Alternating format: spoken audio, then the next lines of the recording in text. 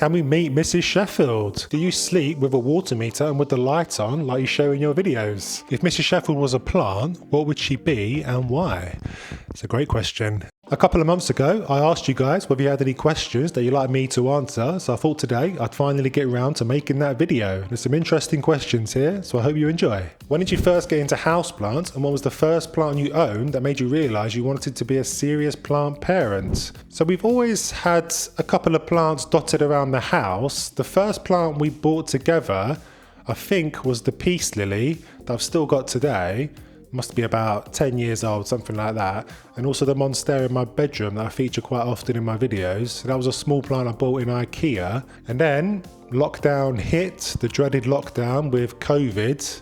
And then that's when I really started to kind of increase my numbers in my house, buying house plants, and that's also when I got into propagation. So I was really interested in kind of making my house look nice with plants. Kind of cheapest way to do that is to multiply your plants through propagation. When you go to the pub, do you just amaze people with plant knowledge, or do you have any other favourite topics of conversation? I kind of wish I did amaze people with my houseplant knowledge, but the truth is that most people aren't that interested in houseplants, which was a bit of a shock to me, probably is to you too. So when on the rare occasions that I do get to go down to the pub, I've got 2 kids by the way, so I rarely get to go down the pub.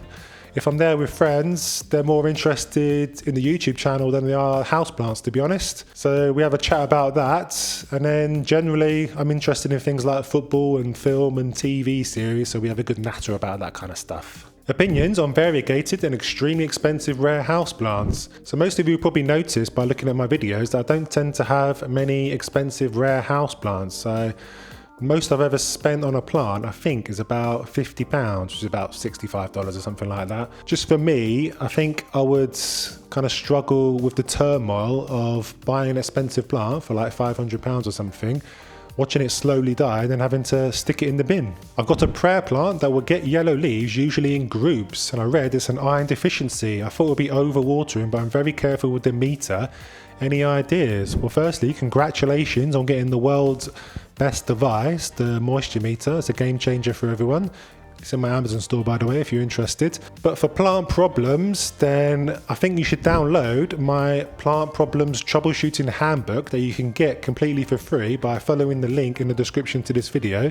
And I might also put a QR link somewhere around there if I remember to do that while I'm editing this video. It's got all the common plant problems like yellowing leaves, brown tips, mushy stems, wilting, what the common causes are and how to deal with them in all a nice succinct format. So download that by following the link in the description. It's completely for free. Have you ever attempted or successfully solved a Rubik's Cube? Well, I wish I had the mental capacity to solve a Rubik's Cube, but I really don't. I'm not the sharpest tool in the toolbox, so to speak. So yeah, looking at a Rubik's Cube, I just don't have the mental capacity to even attempt to solve it. I don't own one in the house, never really appealed to me. What is Mrs. Sheffield's biggest pet peeve about your plants, and are your children interested in plants? So Mrs. Sheffield does like plants, contrary to popular belief on the channel. She is interested in plants, but I think she's a bit peeved about how much they've taken over the house. Maybe not so much the plants, but the equipment for the YouTube channel.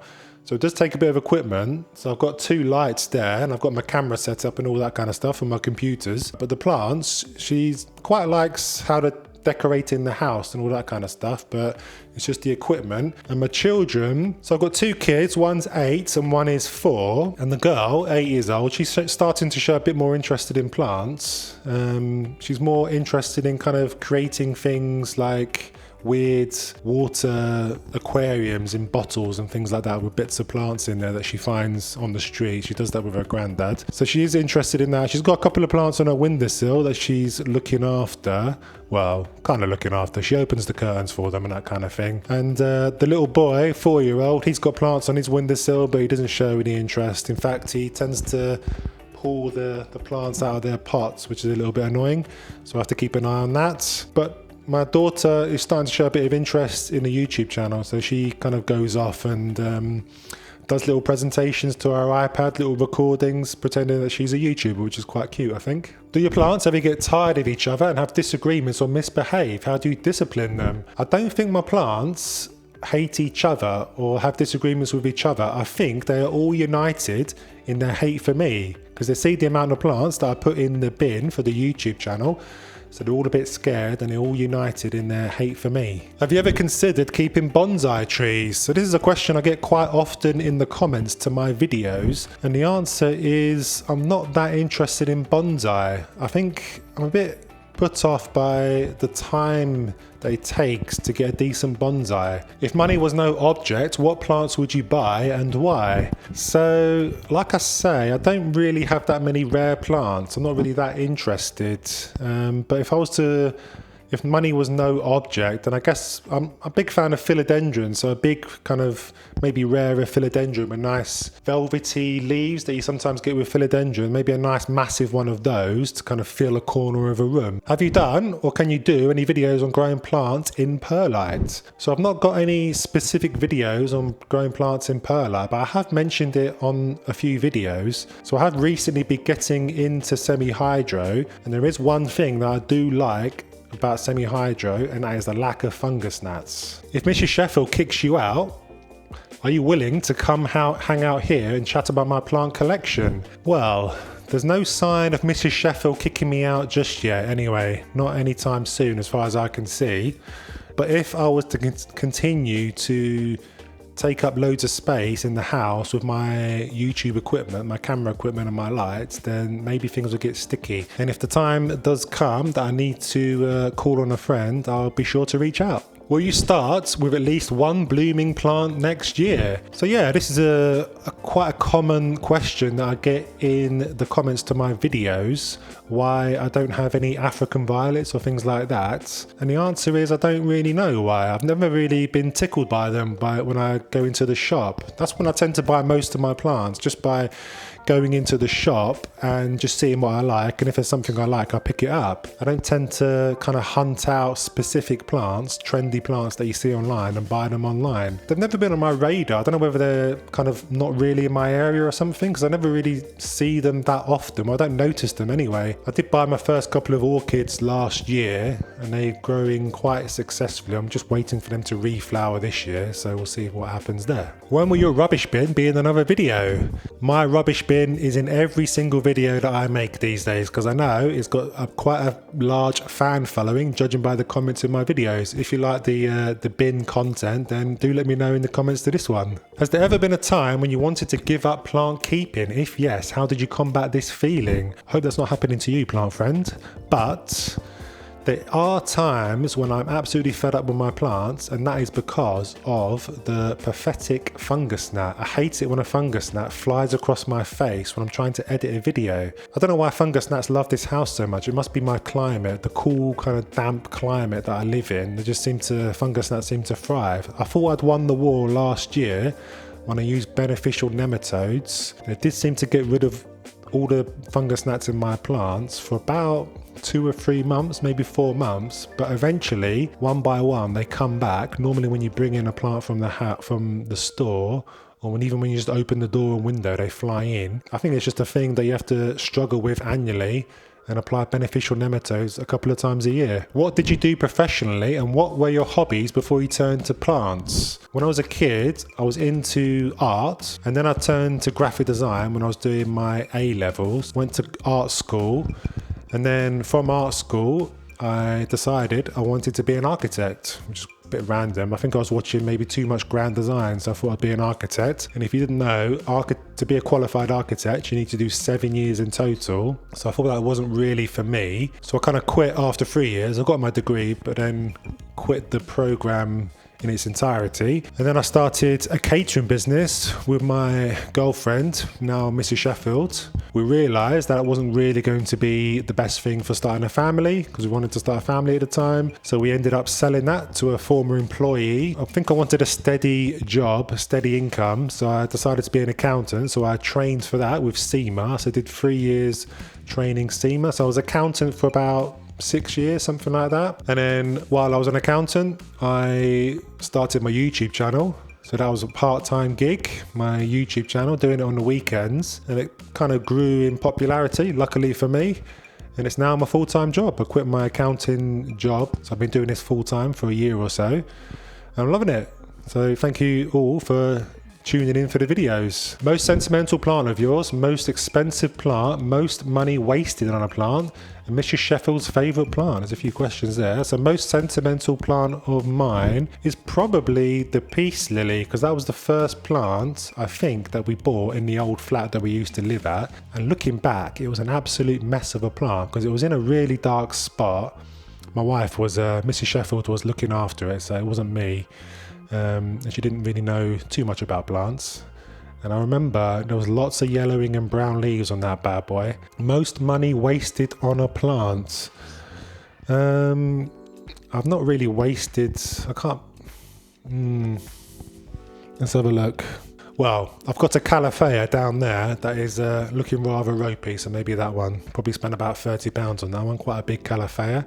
Calatheas always go downhill. Mrs. Sheffield's favourite plant is that one there. Hopefully you can see that, or I'm pointing in the correct spot. It's a devil's ivy. That is, I think it starts there and it's trailing along my picture rail, along there and along there. She likes that one, the way it trails along the room on the picture rail. Is your goal to still beat Plantarina's sub count? Well, Plantarina, if you didn't know, she's gone by the wayside, unfortunately. She's closed down all her social media accounts, including her YouTube channel. I don't know whether it's a business thing or something. They've kind of come into a disagreement and they've had to close everything down. So hopefully Amanda comes back with another channel, because she'll be sorely missed in the YouTube community. So I guess, have I beaten Plantarina's sub count? Nah, she was at 1 million subs, wasn't she? I'm only at 200,000 or so. How do you find ideas for new YouTube videos? It's a good question. I find it quite tricky sometimes to find ideas for videos, but I guess I just look around my house, look at the plants I've got, the kind of things that they're struggling with, and kind of bring that to my viewers on the YouTube channel. What are your favourite movies and shows? Do you ever rewatch them? So my favourite all-time show is Only Fools and Horses. My UK viewers will know exactly what that is. It's one of the UK's greatest shows, but if you're not in the UK, then I advise you to check it out. David Jason at his very best. Other than that though, recently my favourite show has been Succession. That's now finished and I'm ready to rewatch that. Actually, I'm going to give that a rewatch, because I've rewatched Sopranos. I've done that twice. I've done The Wire twice. When I do love a show, I do tend to rewatch it, so no problems there. Was it scary making the jump from a real job to doing terracotta hating, bin loving plant expert full time? Not really a plant expert, just an enthusiast, but anyway. How did you approach the missus about this? Has it given you more time for family or less? So it was a bit scary going from my cushy full-time wage in the accountancy world to relying on a YouTube income full-time, because YouTube income, the views go up and down monthly, and that means that the income goes up and down as well. But we're scraping by. Mrs. Sheffield was supportive about it, because she kind of saw how much passion I had for plants and how much passion I have for the YouTube channel. She knows that I love making videos. And when it was getting bigger and bigger, and I said I wanted to make the change, I wanted to go from accountancy to YouTube full-time, be a trendy YouTuber, she was very supportive, so I thank her for that. And has it given you more time for your family or less? I would say it's probably equal, probably more than when I had a full-time job and doing the YouTube channel on the side, because I had a full-time job 9 to 5 and then I spent my evenings and weekends doing the channel. So yeah, a lot more free time for the family. But when you do something full-time and you kind of go into it with full passion, then it kind of takes over your life. That's the way I think of it anyway. So I do spend far too much time on the channel. Can we meet Mrs. Sheffield? So this is quite a popular question in the comments to my videos, and the answer is not anytime soon. Mrs. Sheffield is a little bit shy, a little bit camera shy. She doesn't want to be in my videos, unfortunately. Maybe one day with enough comments that she sees that she might change her mind in the future, because I know lots of folks want to meet her, but for the time being you're just gonna have to hear about her from me. How many neighbours do you think watch your channel and how many seek advice? And I've mentioned the bug zapper and it works great. So my neighbours, I've got one neighbour that seems quite interested. I've given her some plants that I no longer want. I've got 4 of the same plant and I might give a couple to her. And the bug zapper, I bought a bug zapper last year in my living room and it's zapping bugs all day long. and there's always like a graveyard of bugs on the counter where it lives. Do you keep live herbs indoors? So I don't tend to keep that many herbs indoors. I do tend to stick to indoor plants more, but I have recently done a video on basil and coriander that you can check out. I'll leave a little link up in the top right corner. But I do have a garden, so I do tend to keep plants out there. Like I've got rosemary, thyme and oregano, as well as some like strawberries and bits and pieces like that. So that's where I do tend to keep my edible plants. What is your favourite plant and your worst plant? So my favourite plant has always been the Philodendron Birkin.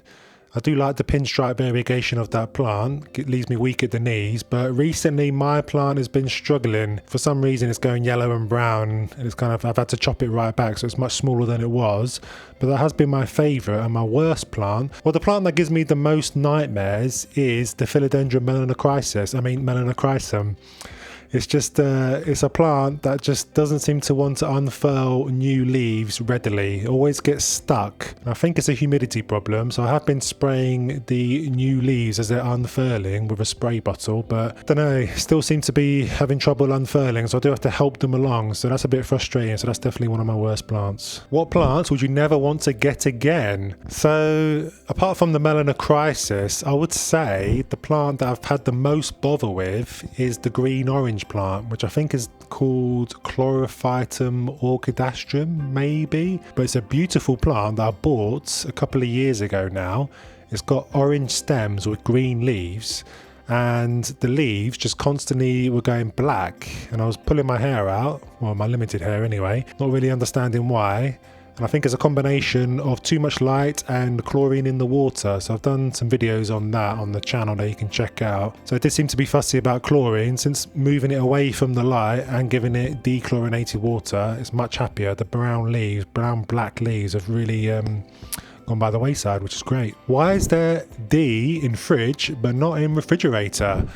Wow, now that is a deep question, isn't it? And to be honest, I don't know the answer. Fridge, not in refrigerator. No idea why. Maybe someone can let us know in the comments. Can you please speak on your most inspiring plant comeback? I would say that would be Zebi, my Calafea zebrina. So this plant I've actually chucked in the Sheffield made plants bin, but I got it out because I thought I'd give it one more chance. It was always going crispy brown, yellowing. It just looked like a complete absolute mess. And I think the problem is, well, there's a few problems. It doesn't like chlorinated water, tap water, and also it doesn't like winter. It always looks like a dog's dinner. It's just up there at the moment and it's not looking too great. It looks like it's needs a bit of a watering as well. So it always looks like a dog dinner over winter, and it doesn't like chlorinated water, but it looks much healthier than it used to, which is great. And I put that down to the dechlorinated water using water conditioner that you can find in my Amazon store, linked in the description if you wanted to check that out. Did you finally get rid of those pesky gnats? So yeah, this is something that I thought I'd conquered last year with my video declaring victory, beneficial nematodes, but I've kind of come to the realization since that, at least in my house, in my climate, fungus gnats will always come back. So I've not won the war. I won the battle, but not the war, unfortunately. The war still rages on, and I think it will for many years to come. If Mrs. Sheffield was a plant, what would she be and why? It's a great question. I think Mrs. Sheffield would be, she would be a peace lily, with those beautiful bright white flowers looking very elegant as they kind of go from the plant, the green leaves. But if you treat her incorrectly, don't give her the things she wants, she gets grumpy. I think that's the perfect summation of Mrs. Sheffield. Hopefully she's not watching. Purple or brown?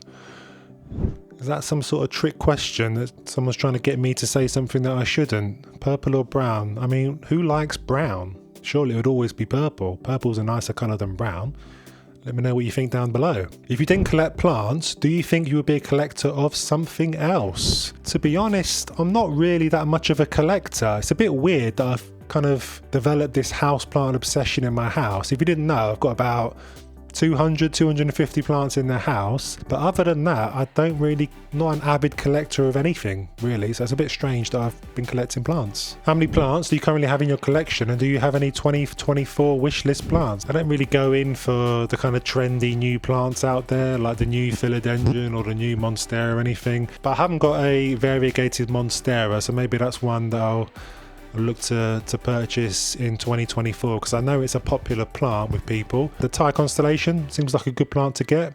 Very expensive though. So I've seen one in my local nursery for £150, which is what, about $180, something like that. And yeah, spending that much money on a plant. It was quite a small plant as well, so maybe one day, we'll see. Why do you not like Streptocarpus plants? Streptocarpus, I think they're the flowering plants, like the African violets, aren't they? Like I say, I don't really have a problem with them. Just not really, they've not really caught my eye when I've gone into the shop to buy plants. But if you can recommend some in the comments that I should be looking out for, then let me know and I'll bring it to the channel for sure. What plant would you recommend for a child's first house plant and why? So the aim of the game with this, I reckon, is to make it as nice and simple as possible for the child. So Princess Sheffield has got a little snake plant, a little brown snake plant that lives on her windowsill. So it doesn't need much watering, doesn't need much care. It lives on a windowsill, so it gets enough light. And I think that is about perfect for a child. So a snake plant would be the way to go, I reckon. How many plants have you killed in 2023? Well, luckily for me, I don't tend to outright kill that many plants. I do have issues. I do have yellow leaves and brown leaves and whatnot, but I just tend to cut them out, and then normally new growth always comes back. They will always grow back. That's the Sheffield Made Plants mantra. So yeah, not really killed that many, even though you would think that I've killed quite a few, judging by the amount of times that my bin features in my videos. Do you sleep with a water meter and with the light on like you show in your videos? Do you think it would make sense to sleep with a light meter instead of a water meter? So yeah, quite a funny thing that I put in my videos, me sleeping with the moisture meter in hand, and that is completely true. I mean, it's the thing I hold dear most to my heart. So I've got my covers, my bed covers that are all Monstera inspired, and I sleep with my moisture meter next to my pillow because it's the thing I hold dear most to my heart. So that's the end of this Q&A video. I hope you enjoyed it. Do make sure that you download my free Plant Parents Troubleshooting Handbook that you can download by following the link in the description, and make sure you check out the video on the screen now, and I'll see you next time.